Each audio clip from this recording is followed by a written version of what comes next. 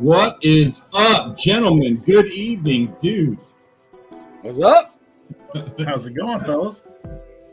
I'm doing good. You guys got me all hot, and I'm all like ready to like start jumping into like all kinds of arguments and stuff like that. And they're like, "Oh, we got to go live." It's like, shut up, Stanley. It's going to be a Tuesday already. Well, Nation said there are fish everywhere. Just go catch them. Basically, that's what he's saying. Yeah. Let's do it. Oh, I haven't even looked into the chat yet here because I was going off on a soapbox. I got a bunch of people in there. Good to see the everybody. Hook, Holy Nation, Ben. Gentlemen, Wild Japan. Appreciate y'all coming and hanging out, dude. Let's have some fun tonight. We're going to be talking fishing tips and tricks, and this is going to be like a string-long conversation because I guarantee we've all got not only like 1,000 tips and tricks, but we also need to be talking about those tips and tricks that you've been told that are absolutely dead wrong. The myths and the rumors and the BS that you've been fed. Mythbusters. Okay. Yeah, we need to talk about all of it. But just before we do that, let's get up to speed with everybody's weekend. How are you? What all has everybody been doing? What have we been missing out on? Tell us how your weekend went, guys. Grant, let's start with you, dude, because I know you had a good one. Man, we went and got some minnows Saturday afternoon, and we ended up pulling up about 30 minutes before dark, just about time that the GoPro doesn't record very well. And we ended up we fished till about 7:30, brought home those 6 in the picture and had supper. And then Sunday afternoon, midday, actually, we took the dogs out on the boat for the first time. That was awesome. I had a few bites on minnows, had a few bobbers taken under, but never did make any hook sets.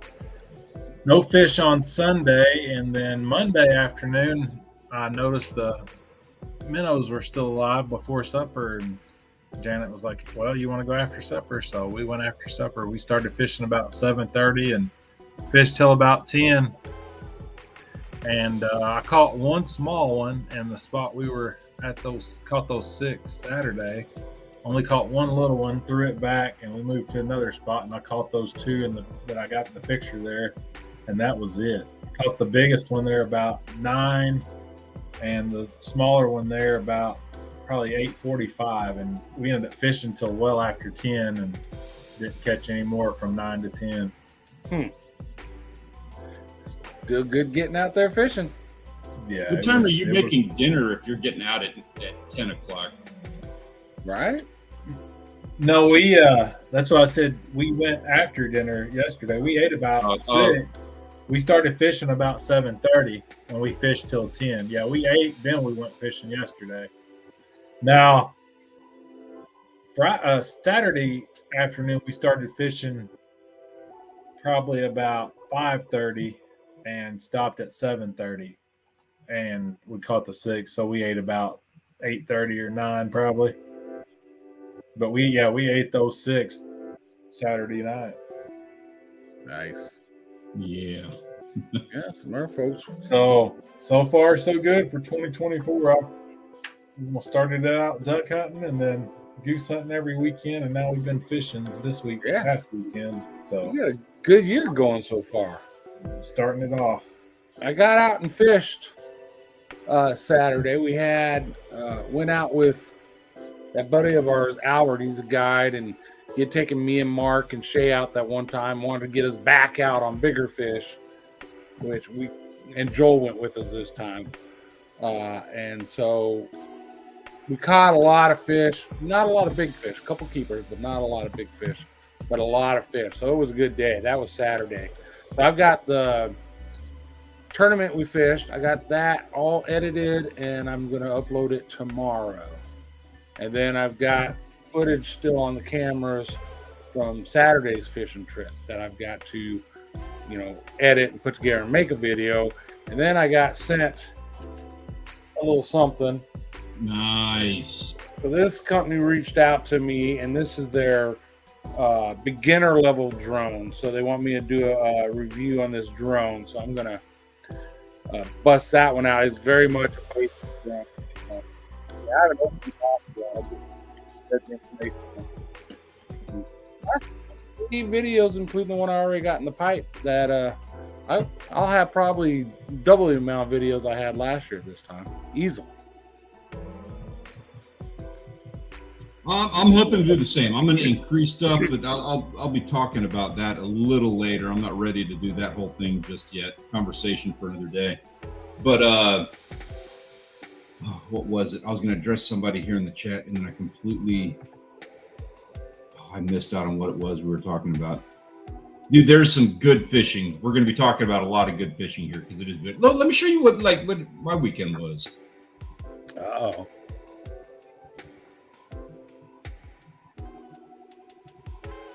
Finally got into Oh, that's what I was going to talk about. So, yeah, Grant, you're sitting there, you're having your crappie and stuff. I did not get to go out on throw ride on this trip. So I had some things that I had to take care of in house, and I did manage to get out. I did get in some sheep's head. Sheep's head is excellent eating fish. They're out there. Scully was saying they're out there. They're on deck. It is time to get into the sheep's head. While I was doing that, my uncle and my dad, they all made a offshore run, and they caught themselves a couple of kingfish. And kingfish are one of those species where if like when you catch them, it's really hard to get them back in the water alive. And so that they were gaffing them, and they didn't want them to just go to waste. So they kept them. They knew that I'd eat anything. And they did. They gave them to me. And so I've been eating kingfish for like 3 days now. Like that is all I have fed my family is kingfish. I've been saving the sheep's head. I don't even know. I don't even have a good reason why. I'm just I'm kind of like that guy, like save the best for last, but then eventually, 6 months later, it's probably not as good as it is fresh. So I'm an idiot, but regardless, had a lot of fun. And this, I got to say right now. So I've got 2 more Cozumel videos that I'm working on. I'm going to publish one probably tomorrow. I'm going to publish the last one is going to be later this week, early next week. And then this will be the next video out, this sheep's head deal. And man, I'm going to tell you right now, I cannot wait to get into editing this video because I'm already like, this is the best video I've ever filmed in my life, period, bar none. I'm so excited about this one. All right. Heck yeah. Looking forward to that.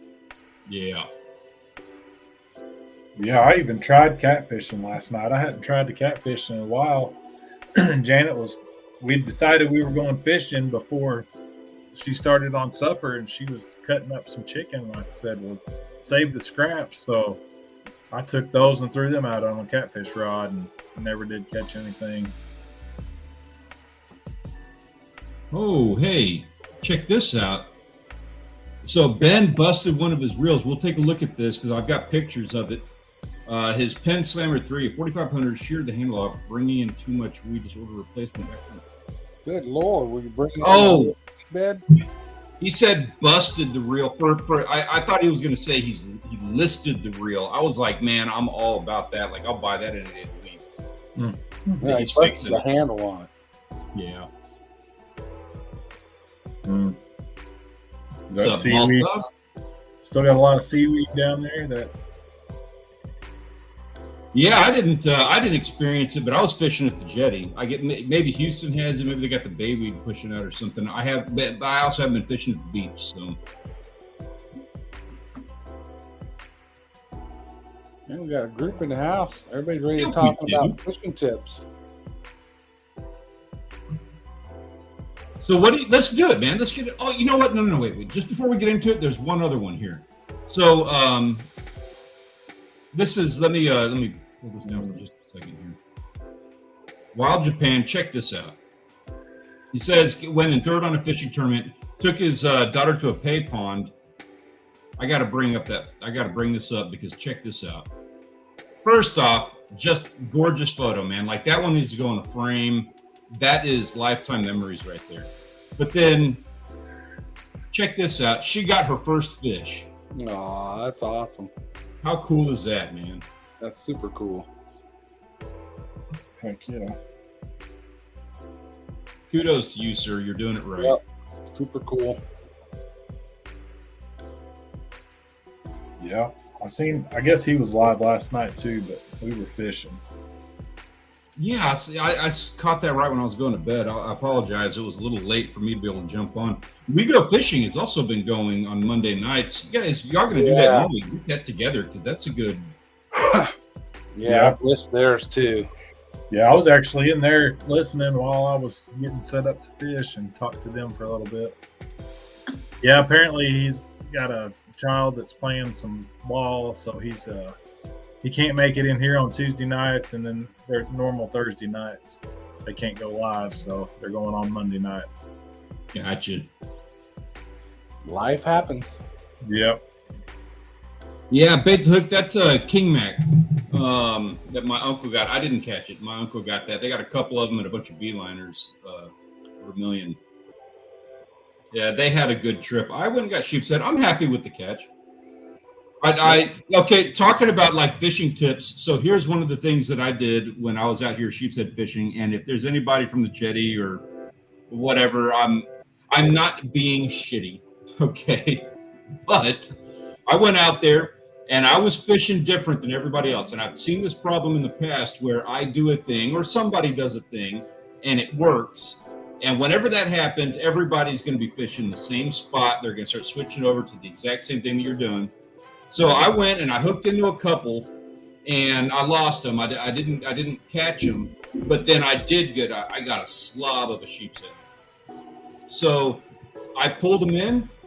He went right into the bag and I split. I took my one sheep's head and I left, and I just came back later because I did not want people taking the spot, stealing my idea. Now, that having been said, I went back. Like the next morning, I did the exact same routine. I caught my one and I left, and this lady across the jetty was saying, you know, she was fishing similar, just made one little mistake that she wasn't doing it right. And she was saying that she's caught redfish. She fishes out here all the time. Never in her life has she caught a sheep's head. And it was just like that. I didn't tell her, do this, fix this one thing, but I did give her mention of a little like, well, you know, I don't want to be crappy about it. And I don't want to like let secrets out at the same time. So I was like, well, this is where they're at. You know what I mean? Like, you figure that out. I'll tell you where they're at, and then you can fix your setup to accommodate that. And if you do that, cool, you'll get into them. And if not, that's kind of on you, because I just told you where they're at. But I did that the whole time I was there. I caught one and then just left. I did not want people watching. You fishing snob, you. Yeah. You fishing elitist.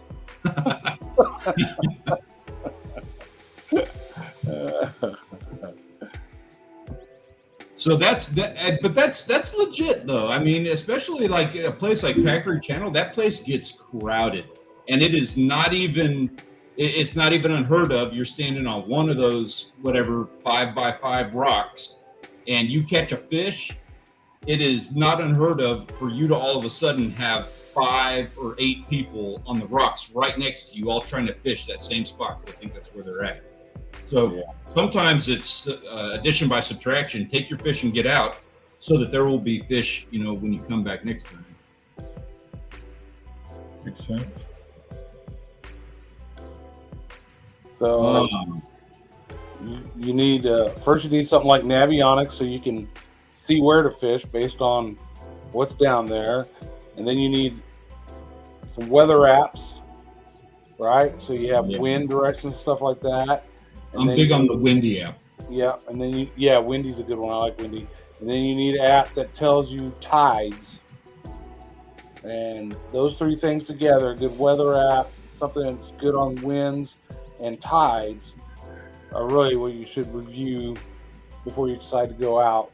And then it can still all work against you.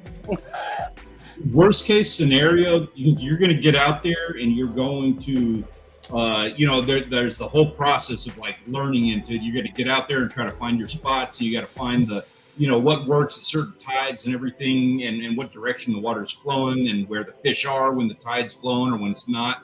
But man, like the number one thing for me, if I'm doing anything along those lines, if I'm going offshore, period, I'm going offshore with an inbound wind. Like if I'm offshore, I want the wind to blow me back to shore if something goes wrong. If something fails, if I can't pedal, if I have to swim back. Well, if you have to swim back because you're in a kayak, so you're not going to have motor problems or electrical issues. Float back. Yeah, float back. If you have to swim, that's one to watch the tides because you need to know what direction that water is going. I've been there, done that. Like I had to swim back one time from the end of the Port Jetty. Sucked. And if there'd been an outbound current, I'd be dead. I caught it. I got lucky that I was on an inbound current when it happened. All right, guys. Here I'm going to show you a locker down installed. So one of the apps, it's called Tides, and you put the location in, and it'll show you the whole high and low tides for the days. You know what I mean? So that's one way to find your tide info. And there's other apps that do that. Tides are, like the simple thing. I don't know that much about it. I know my area a lot more than I know like the general thing. But basically, like the majority of your tides are based around the moon. When the moon is up, you know, like all the tide is just the gravity of the moon pulling water towards it. So as the moon goes over, all the water like goes along with it. And so if the tide or if the moon is right above you at any given time, the water is going to be deeper. It's going to be higher. All that water is pushing into your area. And like if you're offshore, that means all that water is going to be pushing in through the channels, into the bays. It's going to be deeper at the beach, things like that. If the moon is not directly above you or actually like right above you or actually directly on the other side of the earth, because the earth is round. If the moon is down there, then that's also going to cause like a deeper water for your area. But if it's off to the side of you, if it's 90 degrees from the earth where you're at, then it's pulling all the water that direction, which is going to make the water in your area really shallow. And so in between, as the moon's going over, that's going to cause all that water to flow in and out. And there's going to be certain things that you do when the water is really low, certain things you do when the water is really high. But like the most important one is the things that you do when the water is moving in between the tides. A lot of time when it's like high tide or low tide, the fishing kind of dies. They kind of hang out. The predators are waiting for the water to start moving because that's going to move the bait. And then they're going to position themselves to take the bait as the water's moving. Another app that's good is the Navionics boat app because you can look at topography of the ground underneath the water, and I think it runs like $45 a year now. But you also have weather options. You can look at weather, you can look at tides, you can look wind direction, you can look at all of that in one app. So it's pretty nice. What happened? We lost somebody. Oh, there he is. Sorry, I had to open the window. It's way too soon to turn the AC on. I thought you guys were having freezes and shit. Right? No, we were. And now today we had a record high, 80 degrees. I mean, it's supposed to be in the 90s here tomorrow. Back and forth, man. It's ridiculous. That's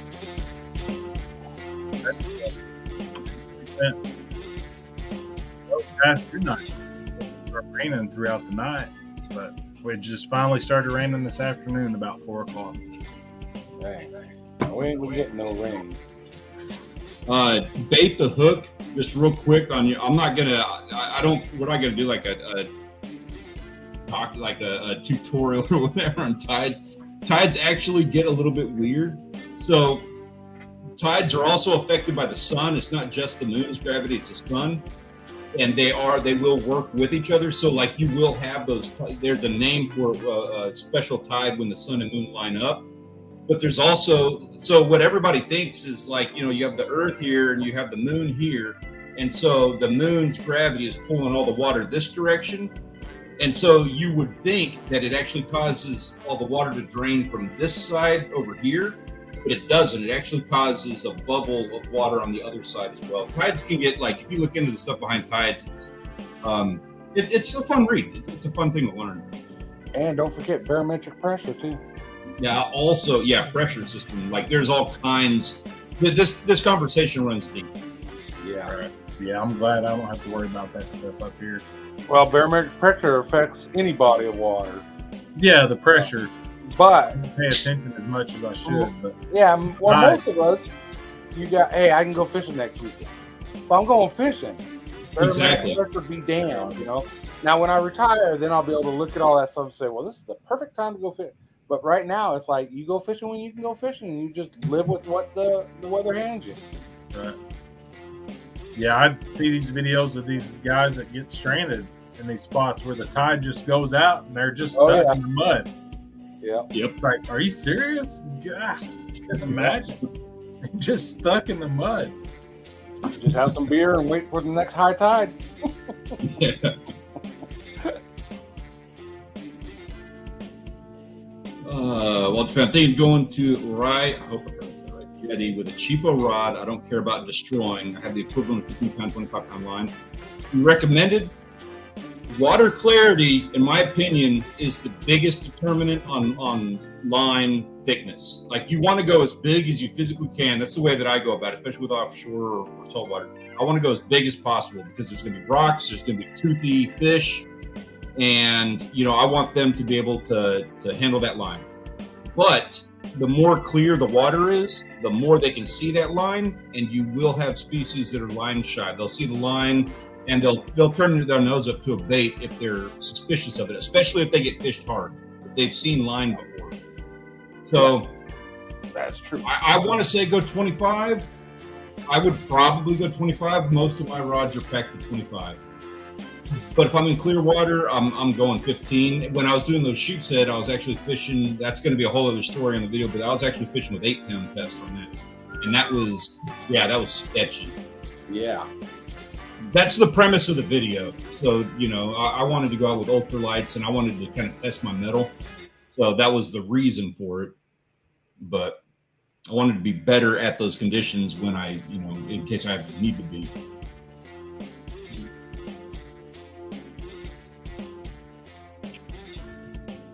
Man, that's another one. New moon, full moons generally have the most currents and changes. So that's another one. You want to talk about fishing tips. So the moon. I hate fishing, and you probably heard people say this. I hate fishing on a full moon or after a full moon. After, yep. Now that night of the full moon can be good to fish, but day fishing afterwards, I agree. Yeah, I mentioned that to Janet last night. I wondered if that had something to do with it because there's been no moon the past 3 nights. Yep. If there's no moon, if it's dark out, that's half of the day. Fish don't sleep. That's half of the day that they're not able to eat. So they're going to be hungry on those days. Yeah. But when you have a full moon, they get to see all night. They eat all night, and they're a lot more picky. They're not going to be as hungry. That is all true. I've seen that in the lake. I've seen it offshore at the beach. I've seen it crystal clear, perfect conditions for a week. And on Sunday, it's perfect and you can do no wrong. And then that full moon comes into it, like maybe there was cloud cover that prevented the full moon for a few days, the brighter moons. You get that full moon out, and all of a sudden, just everything just goes to crap. Can't catch anything. So he's asking best bait for crop. I would like to say a certain jig of this weight and this color and this minnows. If you're saying my favorite bait and I want to catch some crappie, I'm going to fish with minnows, live minnows. After that, then I'll use some really small jig. You can use worms, but my number one go-to if I'm crappie fishing is going to be minnows. I like that. If I have to pick a jig, I've been catching a bunch on the trout magnets the last couple of years. The monkey milk, that's a good color for some crappie. Some Bobby Garland monkey milk, little swim jigs. I like those. Okay, there you go. I'm going to say, just generally speaking, I like live bait. Yeah. And I know that could be there's a lot of skill involved with using artificials, and there's a lot of fun, having topwaters, having big bass just explode on a topwater is awesome. But like I want to catch fish. I don't want to waste my time. So the majority of the time, I want live bait and or cut bait. Yep. It's just more effective, man. The scent, the heartbeat of a live bait, they can hear it. They can feel that heartbeat. Yeah, live bait. I like that. Don't be using live bait for no bass. You gotta, you can't. You gotta use a new $15 whiz banger instead of live bait. They get offended about that. Oh, when I was trying to use live bait in Wisconsin, like my brother-in-law, he was getting a little pushback on me in all the best ways. It was funny, mainly because I wanted to use perch as bait, like yellow perch. Yeah, that he wasn't having that. I would frown upon that as well. Yeah, Yeah, I we wasn't didn't actually. You're not gonna catch anything on it that tastes better than that perch. Yeah. catch a little perch and maybe a big something else. Yeah, but what? Muskie, you're not typically going. I was aiming for muskie. I was dragging bluegills behind the boat. Bluegills, okay, that's a different story. Go ahead and use them for use them for catfish. Yeah, we didn't catch any bass with minnows. The only thing we caught was crappie. Never caught one. Yeah, that is hit or miss. I caught my biggest bass was that on a minnow? Actually, no, it was on a jig, but I have caught some of the larger bass I've caught on minnow, crappie fishing. So farm all? To use live bait in a tournament, it depends on the tournament, right? Catfish tournament, yeah, they don't care if you use live bait. Bass tournaments, most of them are going to say no live bait. It just depends on what kind of tournament. Offshore tournaments, saltwater, 90% of them, yeah, you use whatever kind of bait you want. But most bass tournaments, they frown upon no live bait.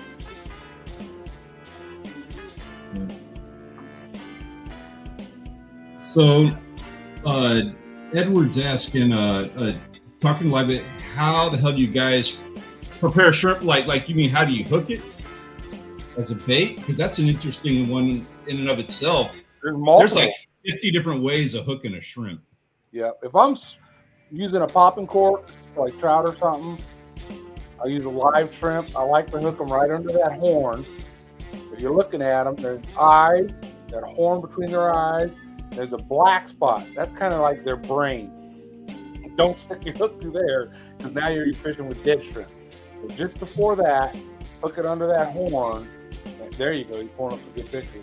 And it stays alive for a long time. Now, if you got little nippy fish, they start just biting the tail off. And so then you see, like, he's got an image there where the hook's in the tail. You can hook it that way. So, but yeah, the next one beside that, to the right of that, no, the other way. Yeah, that's what I usually do. Is that area right there? This one right here. No, yeah, that one. Now you do that. That horn area, yeah. Popping. That's it. See, because they stay alive, and they look nasty that. when they're popping cork because they're still kicking and plopping. I love this. I do not see on here the way that I go about doing it, which is awesome because that means it's my own secret sauce of the way, and I'm just not going to. But what I do is kind of similar. It's like this, but I keep pulling the hook through. So like that. Yeah. But yeah. So that's basically what I do. Is this one right here.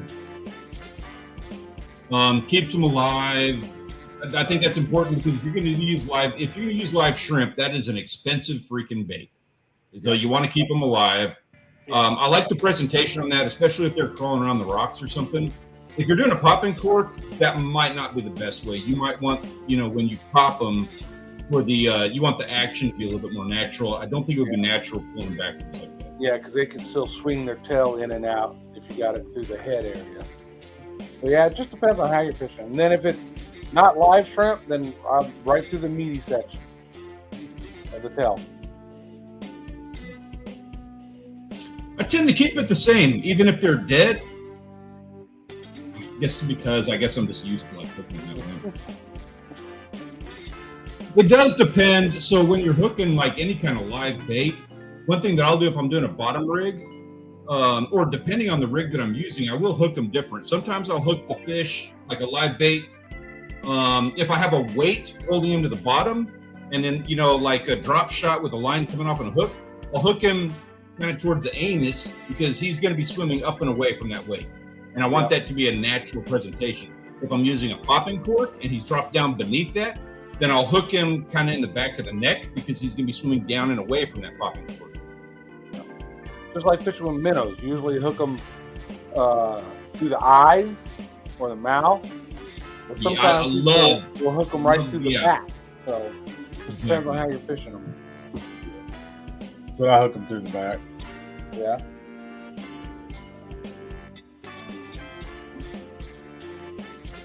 Yeah. So we expect a shout out in that video. Just FYI. Absolutely. That's it. You can. I want a screenshot or like a loom video or something of this whole like thing that we're doing here, and I want you being like, now these idiots said to do all this, but this is what I actually did to catch fish. You want to make those bait fish pay for that? Just go down to a smaller hook and just use a pizza shrimp and start catching their little asses and use them for bait. Yep. Can you just throw cast net to catch shrimp? You can if they're quick, yeah. Florida, I've watched just recently was the run in certain places in Florida where they're out there at night. You see all these boats, and they're not even throwing cast nets. Some people do, but typically they have these huge dip nets, right? And they got lights on their boats, and as they go by, they're just scooping them. That'd be cool. I wish we had something like that around here where it was that prevalent. Right. I think you can do that. We've done it over by Coconut Bay, and I've run into them in other places where we could get them like that. But yeah, typically it's like, what is it, like $15 a pound at the bait stand for live shrimp? Yeah, that's going to be your approach. Yeah, all I've ever used is frozen shrimp, hot catfish, and grinnell. Yeah. I was experimenting with it. I love live shrimp. Sheep's head I love sheep's head, and I love live shrimp for sheep's head. Especially like the less clear the water is, the more they're going to be listening for that heartbeat. And I swear up and down that they're hearing it, they feel it. Last weekend I was kind of testing myself, and I was using dead shrimp. Still getting them because they're going with scent and sight as well. Right. But it was a lot longer in between hookups than I would have expected. Especially every now and then when the minnows sit out there for a while, that's my first thought. Man, maybe I need a fresh minnow. Mm-hmm. Put one on there a little more lively. Yep, you want them kicking. Yeah. That's a heck of a point right there. If you're going to use a live bait, the more it moves, the more action it is, the more that's going to draw in the attention of a predator, whatever's going for. You know, if you're going for a muskie or actually a muskie, a pike, they might actually get a little line. They might get a little sensitive about that. Yeah. I don't know if they're too active. They're pretty aggressive. Never caught one. I think I spit on the camera. What were you guys using for catfish bait, John, during that tournament? We were using, we threw cast net. We got little small bluegill and small tilapia. So we were using some live, and we got some shad. We were using some live, and then we were cutting some up and using cut bait.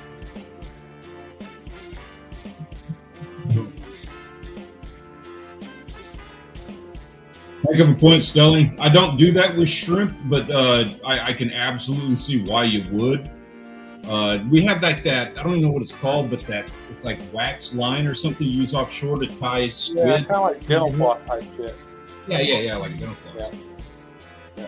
Another thing somebody had told me, and I liked it, was if you're fishing, say, again, popping cork, live shrimp, catching trout, if you're in an area where you're just really catching a lot of fish, throw on a soft plastic shrimp imitation, and you save some of that shrimp, right? Not using all your live shrimp. If they're feeding that aggressively, you can catch them on the imitation too. I don't even know if you can buy imitation shrimp around here. You can buy it online. Yeah. Vertically, everybody makes it. Not, You know I what don't know else? how successful it would be for catfish, but for saltwater fish, I think it is. Gotcha.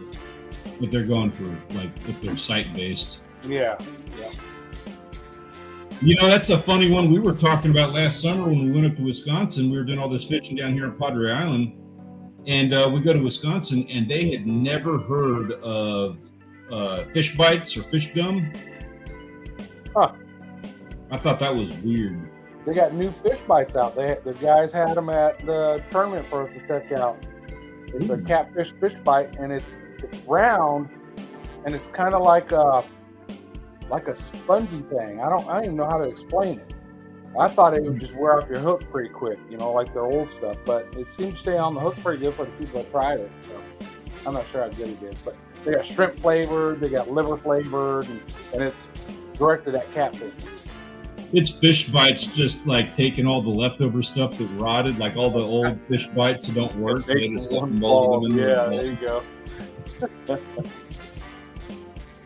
And somebody needs to go ahead and get some now, because like I said, it's new on the market, and do a video fishing it right next to whatever you use. If you use regular chicken liver, then fish the liver one in your chicken liver, and just, that's a good video. Do a comparison.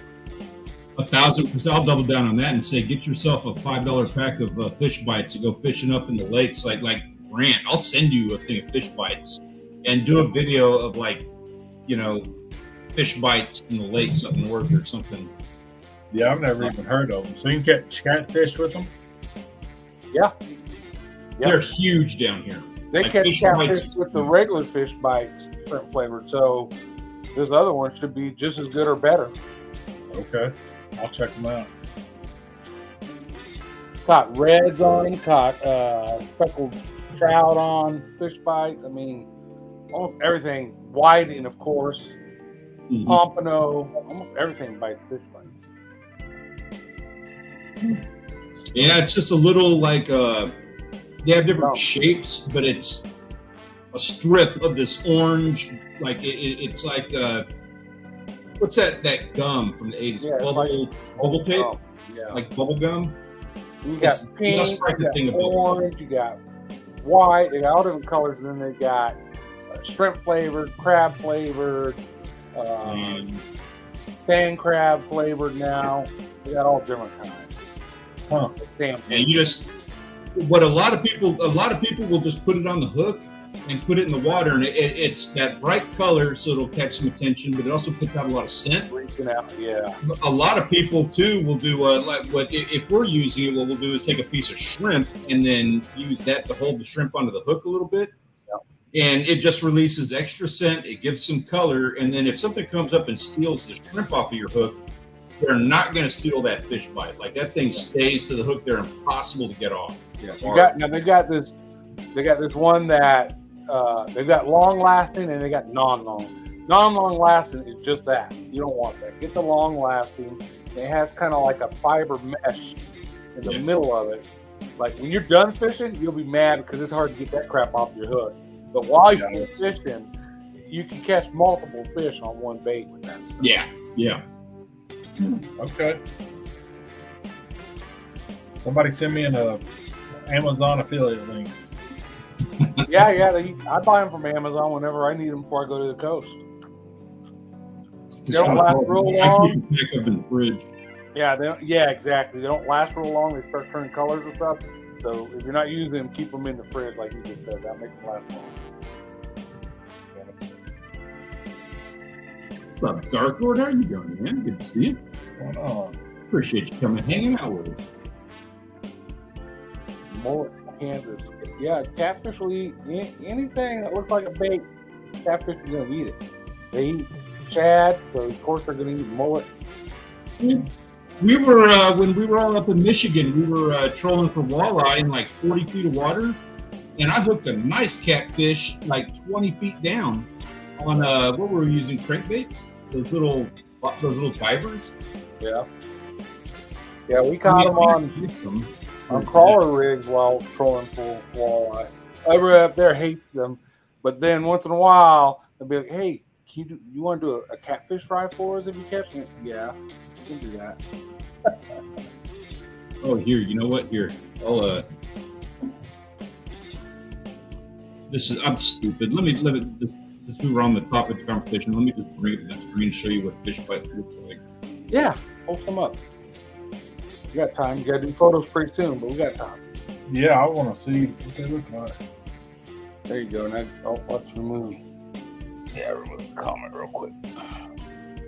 Oh, you had it up. Now I'm looking at chicken nuggets. Oh, there, across the top. Well, sometimes they're in short little strips, already cut, and then sometimes they're in that big roll, right? And it's kind of like a gummy material, but it has a fiber in it that makes it stay on the hook for a long time. You see that neon green over there, or chartreuse, orange, red, there's all different colors. Looks like some candy. It does, right? Yeah. So what type of hooks do you use for catfishing with those?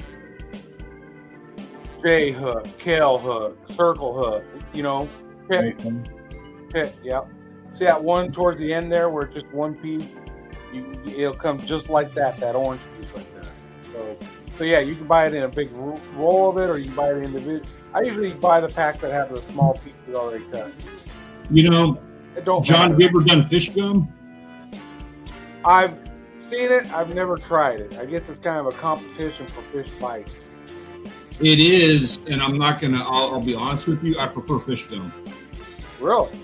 I do, yeah. Huh. It looks like this is what it looks like in the package, fish gum, and the reason I like it is it comes in the square. I'm not the biggest fan of these when it comes pre-cut like this because I just feel like you're paying for somebody to sit there and cut up the pre-existing strips, something like that.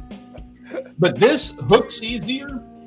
It doesn't last quite as long, which is probably one of the reasons I like it because you're always having you put a fresh one on more often. But it's also like they're thicker and it has more texture to it. They got the sort of different flavors and everything.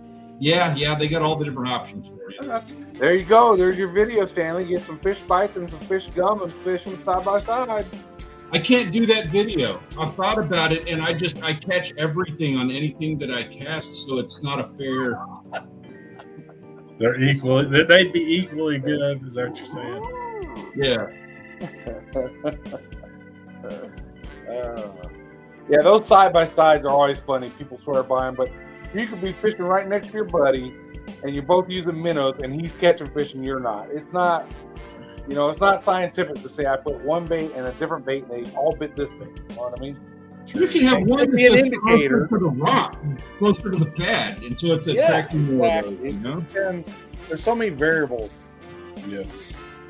But it's fun to do and it's fun to see people talk about it. Damn, man. Yeah, so Scully's saying he uses the sand flea and the shrimp. You know what? I got sand flea for the first time because everybody's like, well, Pompano eats sand flea, so they'll love that. And I really caught more fish on the shrimp flavor than the sand flea. So yeah, I'm torn on whether I'll spend money on sand flea again. Yeah, I've seen the sand flea rakes. I've seen people catching them. Yeah, rake them up, use them for bait. Some people like to catch fish but don't like to eat fish. Yeah. I release more than I keep typically, especially freshwater. I absolutely do not. But I like eating fish, so I don't typically target sports fish. I'll eat anything, so I don't. I haven't kept the fish this year yet. I mean, we kept the red. I didn't catch it, but we kept the red and cooked it because my friend from Michigan never had it. Other than that, I haven't kept the fish yet. I haven't caught a lot of fish yet, but now if I was catching crappie, they're the exception to the rule. I will keep as many crappie legally as I can. That's how good they are. And then when I go fishing at the coast, typically, if it's a fish that I like to eat, I'm going to keep as many as I can legally because I only get to get down there once every couple months. Hey, Mark. So it's different. Because how people are like, hey, you should catch and release, help support the blah, blah, blah. And I'm all for that. And if you're somebody who gets to fish like 2 or 3 times a week wherever you're at, then yeah, keep a couple, but don't keep them all. Yeah. But don't get mad at the guy who gets to fish maybe once a month or every couple months and wants to keep his limit. Let him keep his limit. He's not making any bigger impact doing that than you are catching and keeping fish weekly. So that's a whole nother argument. Right. Well, here's a fun one. What's your opinion with the studies that the catch and release actually contribute to the majority of the fish mortality? I don't know about majority. Well, that's what he's saying. There's some studies that they say support that, but typically when I read any of those articles, they're not as factual as the articles that show how it does help support the fish. And there were, so Stanley, when we went snapper fishing, Yep, perfect example. there were some fish that died, right? Probably but more than it's not the same as fishing on a lake and releasing a nice healthy bass that you just caught and took a picture of. It's a different situation. There's dolphin there. There's bringing fish up from deeper water. Yeah. Bird trauma involved. So it depends. I think you can't just say a study says this. You got to look at the situation you're fishing in, what type of fish, the conditions. Was it a fish that you fought for a long time, so you've worn them completely out? Maybe you need to take time and revive them before saying you release it. You know what I mean? So, yeah, I think catch and release is smart. And for folks that want to do it, do it. That's more fish that I get to catch, right? You know, my thought on it is there are things that we should probably push against. There are things we should be getting upset about. That's not one of them. Like that's Right. not high on the list of things that I want to complain about to help Right. everything. That, and the problem with that is if fishermen want to argue, well, releasing leads to more fish dying, so we should keep them all, then they're going to say, okay, so you're allowed 5 fish. We better not catch you fishing anymore, because now all you're doing is going to kill the fish that you catch and release. You know what I'm saying? Yeah. So it's probably not a good argument to be on that side of if you're a fisherman. Right. Unless it's something to do with like what the fishing boats when they release them and they all get eaten, stuff like that, then that's a little different too. Yeah, the dolphin love those boats. They hang out just to chomp all those small reds that people are throwing back. They tear them up, yeah. All right, gentlemen, it is that time. We can keep this conversation going, but while we're doing it, we need to take a look at some pictures, because talking about all this fishing, there were some guys that were tearing it up this week. They were doing it right. So these are, it's that time. These are our photos of the week. This is brought to you by the Premier Fishing and Hunting Discord server. There is a link in the description of the video down below. If you are not a member, what are you doing? Get in on this and have some fun with this, because we're having a blast, and let me show you what I'm talking about. Oh, there you go. Forgot right off the bat. Wild Japan, his daughter's first catch. Of course, we looked at a little earlier in the stream here. And then a blank slide. I forgot that was cool. Oh, man. Okay, so we got trout, saltwater trout, freshwater trout. Maybe a warmouth over there. Yeah, Banana. He's been Warmouth trying to tear it up with the quantity. He's a waitlist. He's got the waitlist award for quantity of fish. What's that kitchen gamer caught? What is that? Is that a slippery?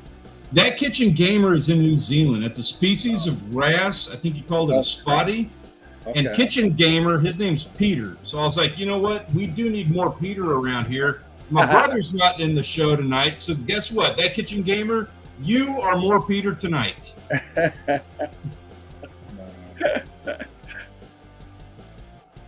What's up, Mr. Mosley? Good to see you, sir. Appreciate you hanging out with us.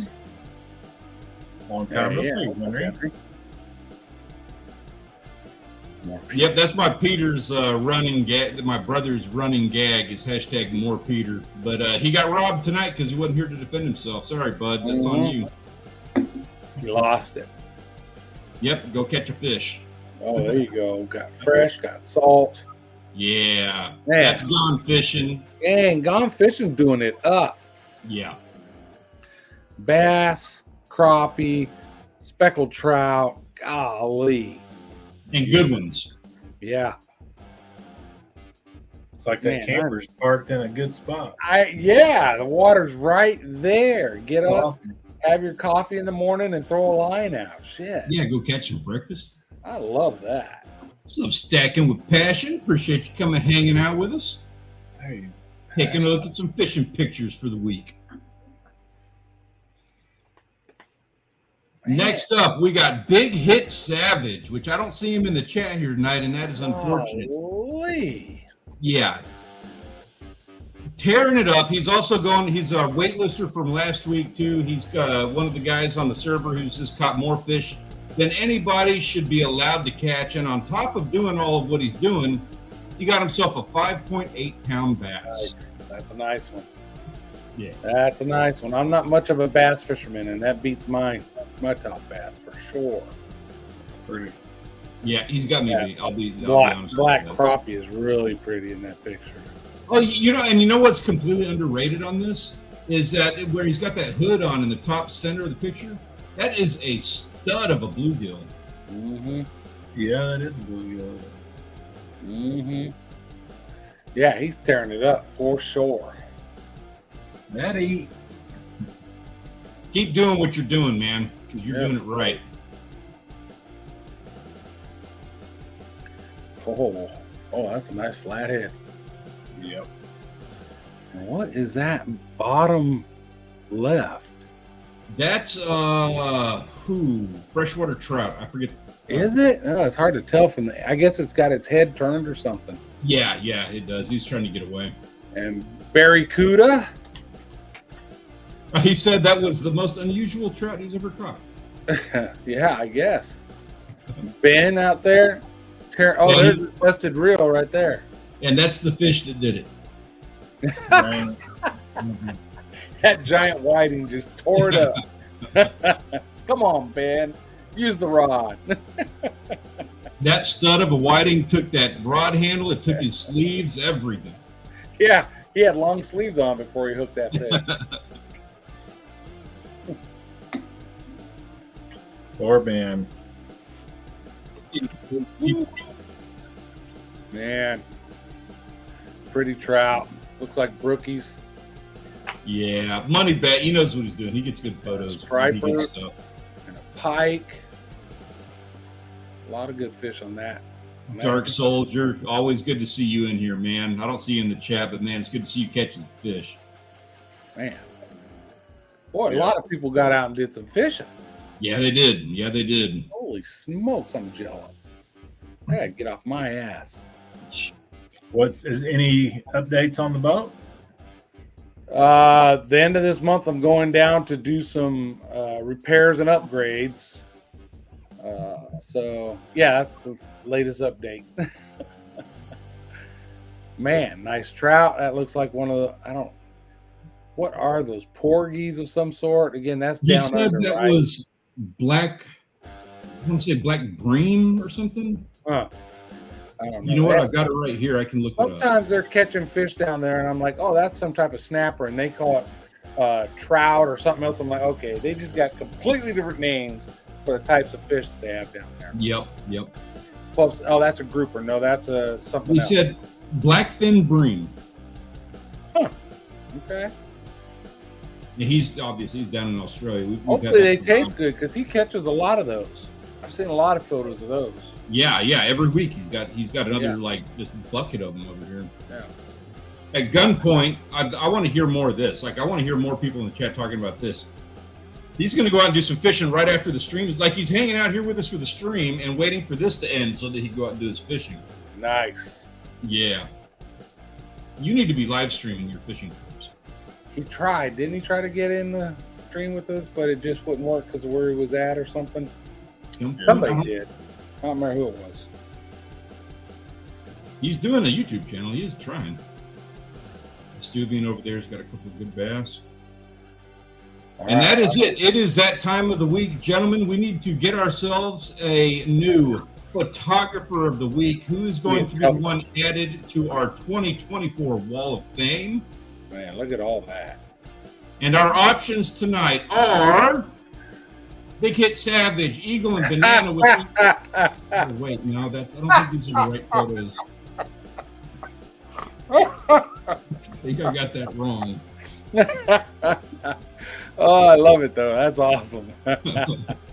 All right, our options tonight are, sorry guys, I had to do it.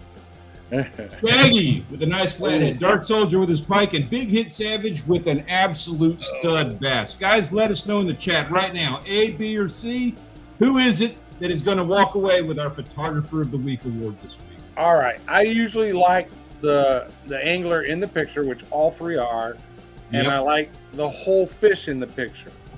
But with him saying that's his personal best bass at over 5 pounds, I'm going to make an exception to my own rules, and I'm voting C today. Taking notes here. So I tell you what, my 2 cents on this, nothing against you, Shaggy, because that is obviously that's the biggest fish of the week. And anybody wants to vote for A, I completely support that. That is a stud of a catfish. Dark Soldier is one of the moderators in the Discord server, and he deserves a huge pat on the back for everything that he does. And I love seeing you catch fish. And if Dark Soldier wins on an awesome pike and a sunny day, I am totally cool with that. I have to be completely honest, though. I am going to vote for Big Hit Savage on this one because he got himself a stud of a bass. And not only did he do that, got himself in the photo and went out there and caught more fish than anybody else has in the entire week. So, Big Hit, dude, you got my vote on this one. Boy, this one looks like it's going to be tight. Better get your calculator ready. Yep, I'm doing my thing right now. You're going to have to count more than 10. You better take your shoes off. It's like C. Looks like C's running away with it. Oh, Big Hit Savage, huh? All right. Well, Scully coming in with the A. Make it a little closer between second and third. I can say this. I've caught a bigger flathead than that. That pike's probably about as big as the biggest pike I ever caught. Not speared, but caught. But that bass is definitely bigger than any bass I've ever caught. So another reason I voted for the bass.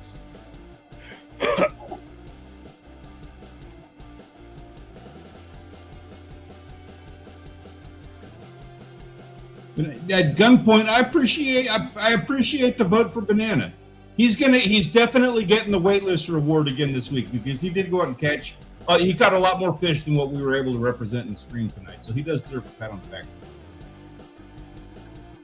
And nothing wrong with voting for them all. Guys, we got 30 seconds left before we walk away with whoever's going to be added to the 2024 Wall of Fame on this one. Right now, it is Big Hit Savage. Right now, he's running with it. So unless somebody wants to come in here and share this out and try to get 15 of your family members in to vote for yourself, you got about 15 seconds left. Tick, tick, tick. Yep, exactly right. Tick. Hey, Larry, that's you, right? Yeah, that's him. Larry Parrish. That's Big Hit Savage. Hey, Larry. Hey, we're just talking about that bass, man. You look like you might wrap this thing up. Time's up, yeah. I think. Larry, you can, man. Congratulations. You are our Photographer of the Week. You got yourself a win, buddy, and you're going to be added to the 2024 Wall of Fame. Congratulations, sir. Well deserved. He showed up just in time. Right. Perfect. He might be the first winner that didn't even cast a vote. Right? That was here. That was here. That was present. Nice win. Very nice pass. Yeah. Excellent. Yep. Now the goal is that 6-pounder. Yeah. Right. Legacy. All right, guys, it is that time. We're going to be shutting it down, but just before we do, guys, in the chat, what are your plans for this weekend, and what can we expect to see from you when we do this all over again next Tuesday? John, what do you got? You got 10 seconds. All right, so I got the tournament fishing video coming out tomorrow. Then I got another fishing video that I've still got to put together. Then I got a review of this drone they sent me. And then the wife has been staying at my daughter's house, helping her with the new grandbaby. She might be moving back this weekend. Nice. Done. Grant? So, crappie? I'll say apparently that wasn't his personal best. He's caught some over 6. Ooh, I'm going to try to get out and catch some more crappie. Do it. About it. That's about all that's in season for me around here. Maybe, I mean, I could bass fish, but Get some what fun catfish. is Yeah, that? Bass fishing's too easy. catfish. Get yourself a Padre Island trip. Yeah, and I guess I need to get some fish gum and try to catch some catfish with those.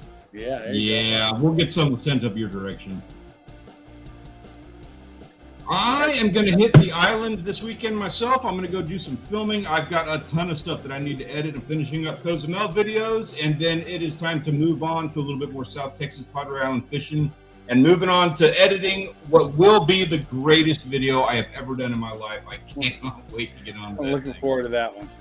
Yeah, it's going to be fun. I got Savvy out there filming. We had a blast. I mean, when you get done, you might as well just retire then if that's the greatest you've ever done. I'm hoping it's one of those. I'm hoping it's one of those. Hit 1 million views and It's made all downhill after that one. Yeah, right. Remember that time I had a really good video and I could never reproduce it? All right, it's that time, guys. Go get yourself go get yourself some dinner. Thank you so much for joining us tonight. We really appreciate it, and we cannot wait to see you again when we do it all over again next Tuesday. Have yourself a wonderful weekend. Be safe. We'll catch you guys next time. Peace out.